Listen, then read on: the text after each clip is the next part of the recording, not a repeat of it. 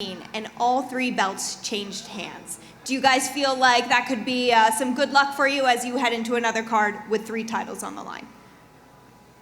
Yeah, I'll go first. We all do our part and we can get it done. Like I know I'm very confident I can get the job done. I'm sure they're confident they can get the job done. Let's see if we can do that again. Yeah, absolutely. Okay, Alexander, since you started, I'm going to ask you a question here. Justin, oh man, with all the numbers, 727-52542, said, what do you have that none of Max's other opponents had when they faced him? Yeah, honestly, I believe this game's evolving, and I've evolved with it. I believe that.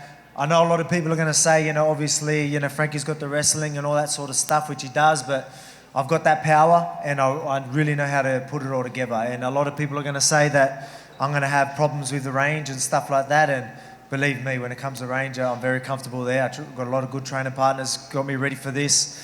But again, there's going to be people doubting me, but we're early days away where, I can prove them wrong, and all my supporters, I can prove them right. And you have another teammate on this card as well, right? Kymaro France? Yeah, Kymaro France. So, we both done camp together, both absolutely killed camp, both in really good nick, and we're both ready to get them wins. Excellent. All right, Jermaine, the next question is for you. It's from Juniad De Niro, and I have to apologize. I'm probably butchering every single person's name or a screen name. I'm sorry, I'm doing my best. Okay, so they want to know, what have you done differently this time around with this rematch against Amanda? Well, first of all, 6 years is a very, very long time, and I've said it before in interviews. I'm very thankful to Amanda. She gave me the best lesson ever. She made me wake up, and I can say I'm a mixed martial artist now. I'm not just a kickboxer. So the difference will be I'm a mixed martial artist and not a kickboxer. What do you feel like you changed the most in terms of your training after that fight? Did you start grappling a lot more? I mean, what was different? Well, I started to embrace MMA more, the wrestling, and got more respect for the wrestling and the ground game. I'm like, you cannot overlook that. And I was solely focusing on kickboxing in the first, and now I'm all-rounded. I brought a wrestling coach out from the United States to come help me in my camp. And I have great coaches, great team behind me, and I can say one thing, I'm ready for Saturday. We're certainly excited for that rematch. Colby, I see you're reading your book here. I'm sorry if we're boring you. Just trying to enlighten myself. I see. All right. This one is from Bobby Esau. He wanted to know, if you weren't a fighter, what would your career be? Ooh, man, that's a really tough question. And I've thought really, really hard about that question. And yeah, Epstein didn't kill himself.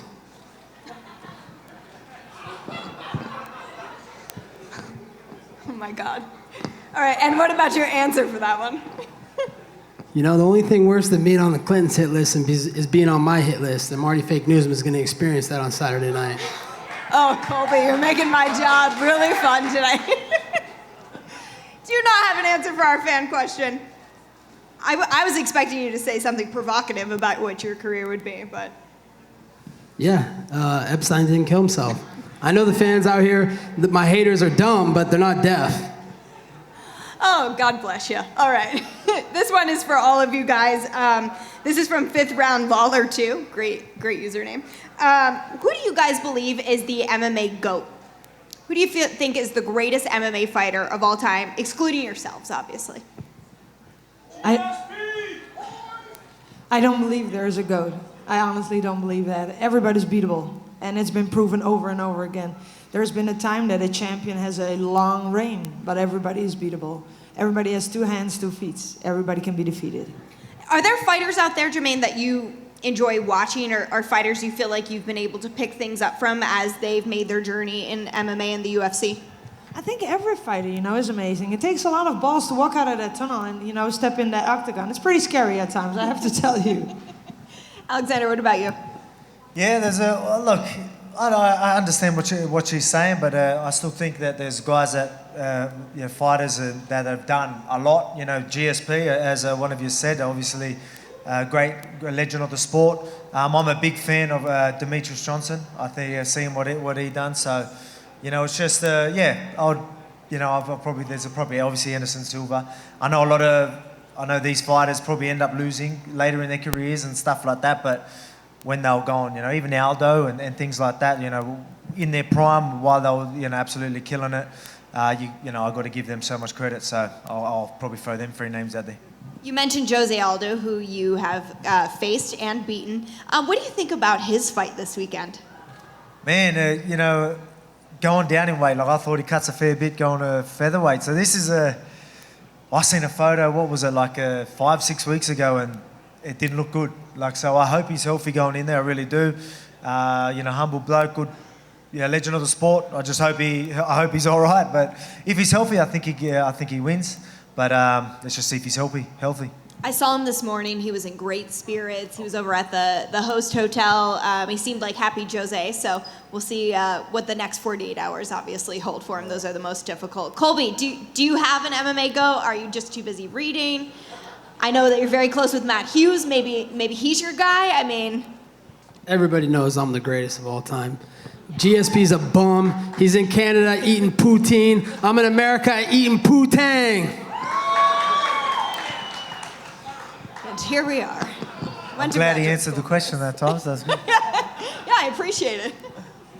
Okay, let's see some more questions from fans. Oh, I like this one, actually. This is from Infame Slayer. Have you guys ever fanboyed or fangirled over meeting another fighter or another athlete? Hell yeah. Justin Gaethje, seriously. I'm a huge fan of Justin Gaethje. So when I saw him, like, dude, can I please take a picture with you? Yeah, absolutely. And there are so many other fighters. I mean, you know, I respect all the fighters. So if I see a, you know, a great legend, Anderson Silva, you know, I saw him, I was on the same car with him, and I'm like, well, I was starstruck, you know, like, wow, Anderson Silva. There's so many, but yeah, Anderson Silva and Justin Gaethje. Jermaine, you are the nicest. Alex, what about you? Yeah, I'm a fan of the sport. I really am. So even guys like Chad Mendes and Aldo, even when I fought him, I was honestly like fanboying him pretty much. I'm like, oh, far out. Look who it is. You know what I mean? The same with Max Holloway. I remember after the fight, after Chad Mendes' fight, I end up because we're into the same sort of thing. So on his Instagram, I end up writing something to him, and then he wrote back, and I'm like, oh, Chad Mendes wrote back to me. You know what I mean? So I was like, I'm still a fan of the sport. You know what I mean? So I fanboyed Chad Mendes after our fight. So. I love that. You guys gonna go on a hunt together or something? Oh yeah, maybe. I just didn't want to say that out loud, Hunter. Oh, sorry, I ruined it for you. Colby, I can't imagine that you fanboyed over meeting anyone. But what about when you met? I know you want to talk about it. The first family. Megan, I love you, but do I look like a mark? I'm not a mark, but I do love the greatest president of all time, Donald Trump. What he's doing for America, he puts America first. Can't thank the first family enough for what they do for America. They don't have to put themselves in the spotlight and do what they do for America, but you know, they're saving America, and everybody here should be thankful. Did he call you? I know that sometimes you get to talk to the prez on the phone. Did he call you in the lead up to this fight? He didn't call me in the lead up to this fight, but you know, I'm sure I'll be getting a call after I beat up Marty Fake Newsman on Saturday night. Just like when I beat up Robbie Lawler last fight, he called me, and you know, the Trumps got me staying at their hotel, first class treatment, just like they treat America. Excellent. All right. Alexander, next question's for you from Oregon MMA commentator. What did you take from Max's fight against Dustin Poirier? Yeah, well, you know, that's a thing a lot of people know. Max's game is that pressure, come forward, punch in volume. But Poirier was able to, you know, obviously stand his ground, and it was hard to really get Poirier on the back foot. Poirier was sometimes able to get Max on the back foot and you know, capitalize on that. His fitness actually held up. He did slow down, but he was able to still bring some of them last rounds. It was a close fight, but again, like I seen that, you know, if you don't gas, which I know I won't, you're going to do well. But you know, I believe I got a lot of the tools. There's going to be people that don't believe it, but again, I'm days away from proving it. You know what I mean? And no disrespect to Max, great champion, but you know, I think it's my time. When you actually saw the lead up to the fight with Max versus Dustin, did you believe Max was going to come out on top of that one? Yeah, I actually thought Max was going to win that one. I did. I thought that, you know, them later rounds he would come. So there was, I think it was the middle rounds he started coming, and then Poirier was able to like even get that latest round. So that surprised me. But I mean, yeah, it was a close fight. But again, yeah, we did see a bit in that. Won't give too much away, but I mean, there was things that he done that we obviously took note and we're going to use. Yeah, absolutely. You got to study everything you can. Jermaine, next question is for you from Angelique Social. She wants to know, what will winning the belt mean for Dutch MMA? Well, first of all, I'm going to be the first Dutch to ever held 2 UFC titles. I don't know. I think I think they will be proud. Like I said every time, I'm carrying the pride of a whole country, not just me. And I'm very proud and honored that I could carry my flag to the octagon, and then I will carry it with pride. And I hope I can bring the belt back to the Netherlands, and not just the Netherlands, just for Europe. Because if you think about it, if I beat Amanda, every continent in the world, if he beats Max, every continent in the world holds a UFC world champion then. Interesting. Antarctica's never going to have a champion, so they're not allowed to be involved in this. I love that. Okay, Colby, next question's for you. I feel like maybe you'll answer this one. Jordan Saucer wants to know, will you shake Kymaro's hand when you win the belt? I think Marty Fake Newsman needs to rehash his friendship with Rashad Evans, because after I break that bitch on Saturday night, he's going to need to sleep on his couch. Okay.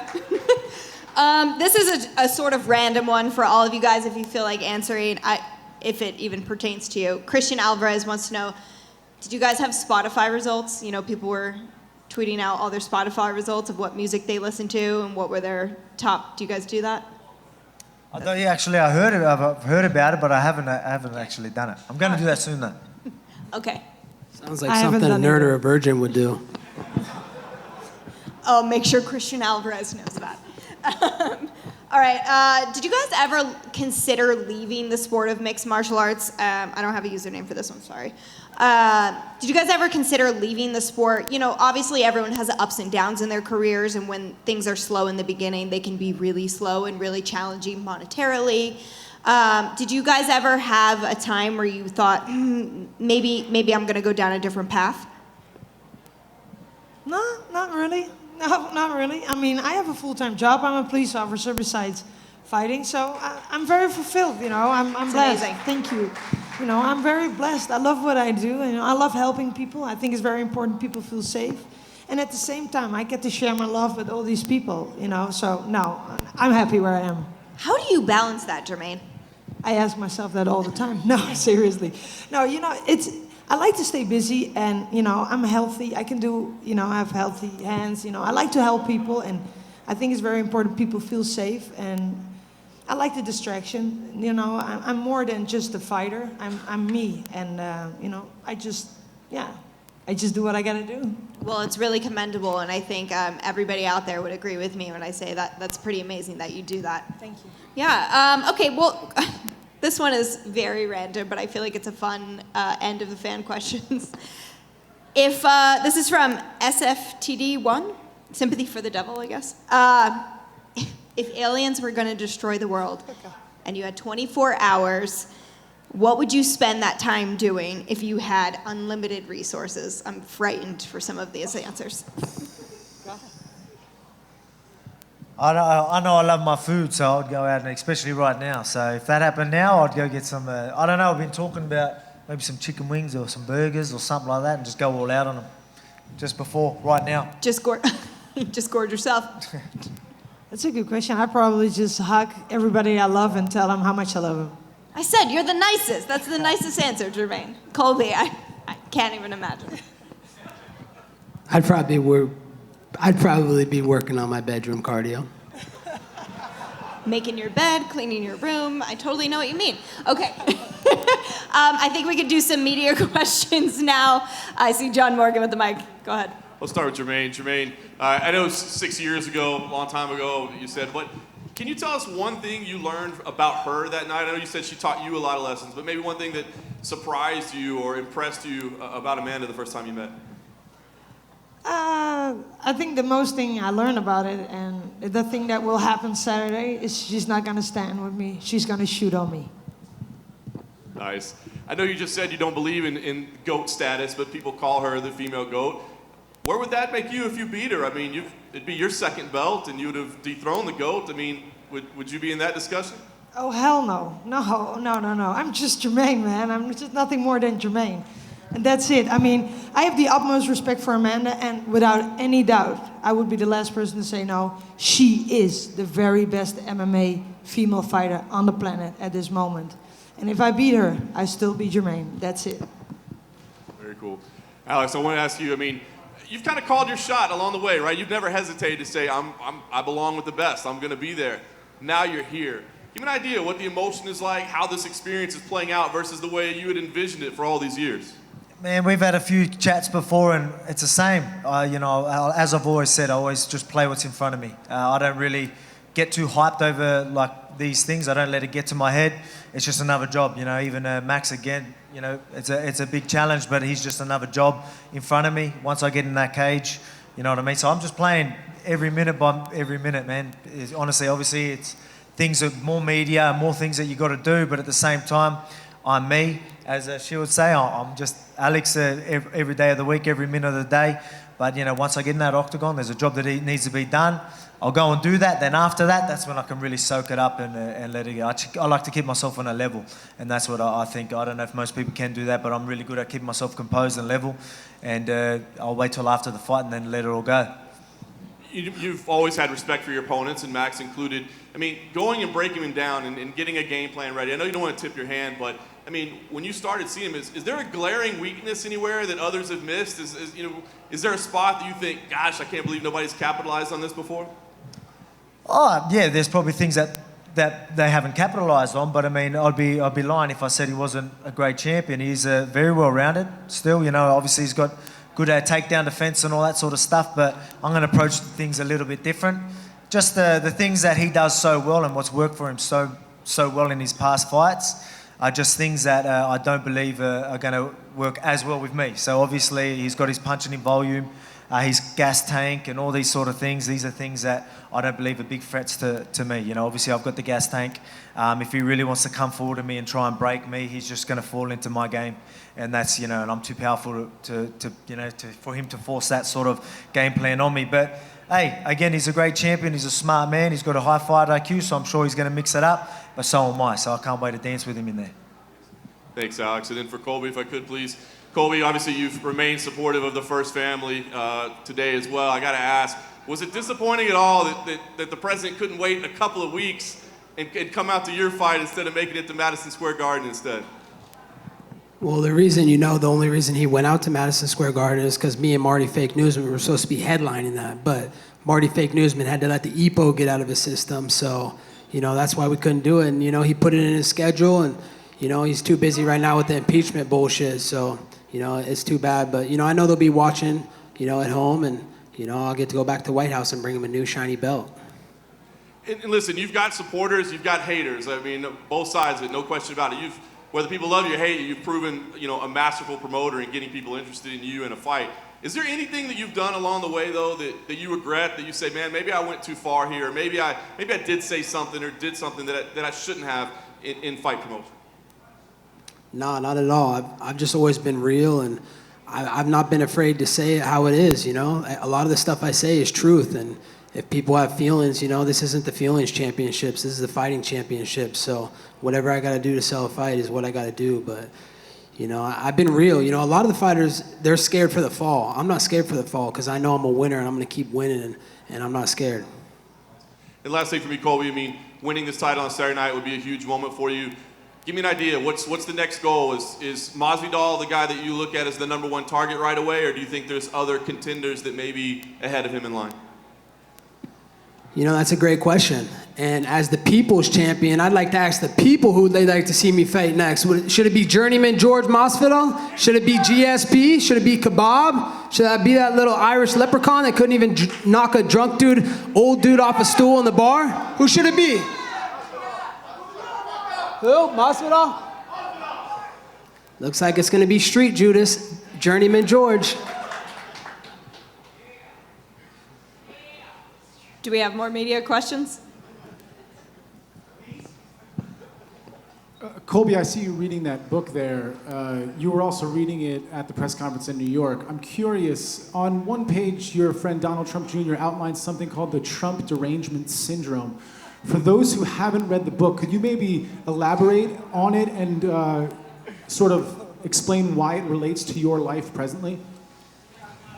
You know, the thing about this great book, you know, New York Times bestseller, is, you know, it's about triggering snowflakes. And, you know, usually I'm spoiling movies on Twitter, but, you know, I'm not going to spoil this. You guys got to go out there and get this book and find out for yourself.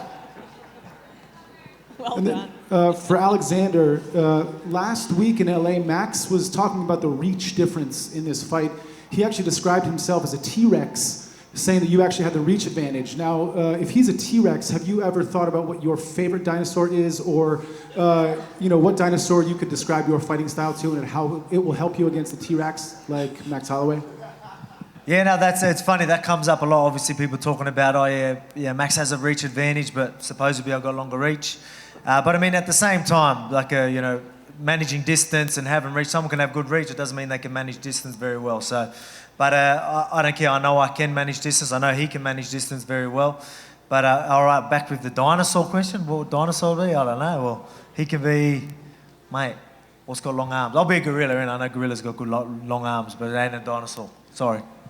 All right, and then finally for Jermaine, this is your second sort of fight week as a title challenger. You were super duper cool and calm and collected in Brooklyn a few years ago. Nothing got to you. I'm curious, how are you going to plan to stay so cool and calm this week in Vegas? Just have fun, man. Think about it. As a fighter, your time span is this short. You know, we got a whole life ahead of us. It's a waste of my energy to not enjoy this. Seriously, this is the best thing ever. You gotta enjoy it. If you don't enjoy it, it's a waste of your energy. I did everything I could in this camp, and I will leave it all in there Saturday, no matter what happens. So I better enjoy it.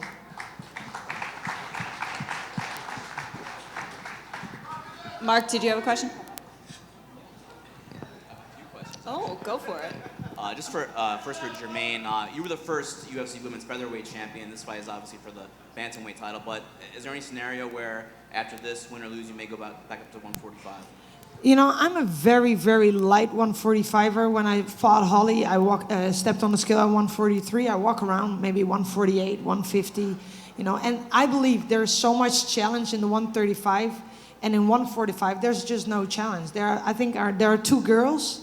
You know, I focus on 135. Let me defend that belt and be successful at that if I win. And then, you know, we'll see after that. Maybe if you beat Amanda, you can go up and challenge Amanda for her 145 title. What do you think about that? Let's fight Saturday first, all right? Okay, sure. For Alex, Max Holloway was talking last week about how he feels like he'll need to leave the division eventually to become his goal of being the best fighter in the world, maybe the best fighter ever. Is he talking too much about other divisions? Do you think he should focus more on this fight coming up on Saturday? No, man, there's nothing wrong with looking ahead. It doesn't mean he's looking for him. It doesn't mean he doesn't think I'm a challenge. We always looking ahead. I do the same.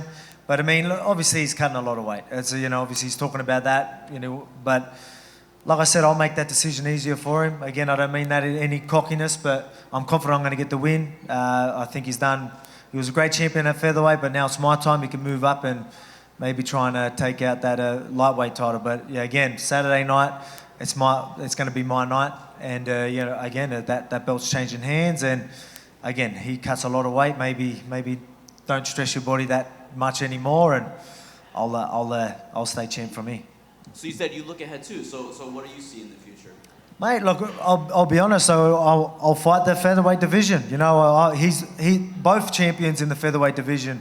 You know, Aldo and Max Holloway. I've got nothing but respect for them. They were great champions. They fought the number one contenders. Whoever's next in line, they fought, and I'm planning on doing the same. You know what I mean? So, you know, they've done a great job, but now it's my turn to do a great job after Saturday night. So whoever's next in line, bring them on.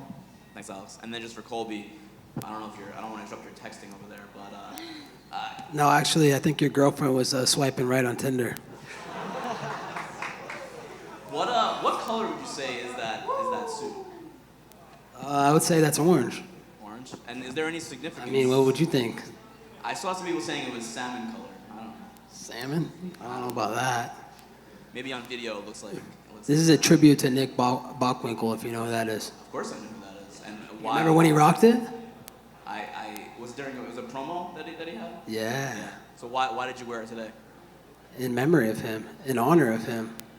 You know, I gotta show these people what WWE is all about. And then I was wondering, you've been here for a couple days now in Vegas. Have you seen Dana White? Have you talked to him at all? I know that you guys are kind of on the outs. Any reconciliation there? Everybody knows I ain't got nothing to say to Uncle Fester. And he's not going to wrap that belt around my waist on Saturday night, I can promise you that. So what's the plan? I mean, that's tradition, right? Dana White wraps the belt around the winner. I know you believe that you're going to win on Saturday, so what happens? What happens? It was tradition until they did the Broken Mediocre Fighter Championship last weekend in New York, and they gave away that Bernie Sanders participation trophy, and they let The Rock put it on Journeyman George, so I want Candace Owens to put it around my waist on Saturday night. Thanks, Colby. Cool. Okay, I think that's all the time we have with the challengers. Guys, we appreciate it so much. Is there anything you want to say before you get off stage? There's a lot of fans there. There's a lot of media. Just in case you get your final messages out. Woman for Trump? Where's my woman for Trump? Yeah! You guys have anything you want to say before? Nothing wrong with being a virgin and a nerd. Thank you all for coming out. Thank you guys for coming out and sharing some of your fight week with us. Best of luck to you guys in your fights. Thank you.